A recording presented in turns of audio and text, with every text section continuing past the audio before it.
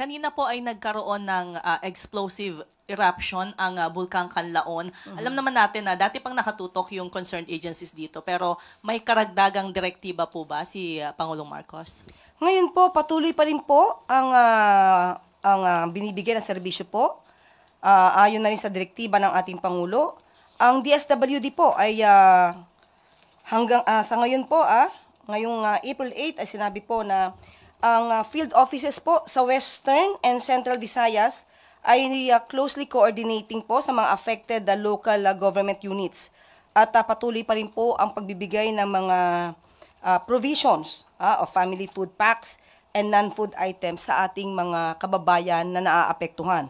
At sa ngayon po, level 3 pa rin po, ayon po sa field box, ang level ang alert po. So, nandun pa rin po ang panawagan ng mga LGUs na wag po pasukin yung 6-kilometer radius dangerous zone. Ang LGU po ay humihingi sa Malacanang ng additional funding para matulungan yung mga apektadong residente. Ano po ang tugon ng palasyo dito? Kung kinakailangan po, ito po titignan po mabuti kung ano po ang pangangailangan ng mga LGUs at agad-agad pong bibigyan po ito ng tulong.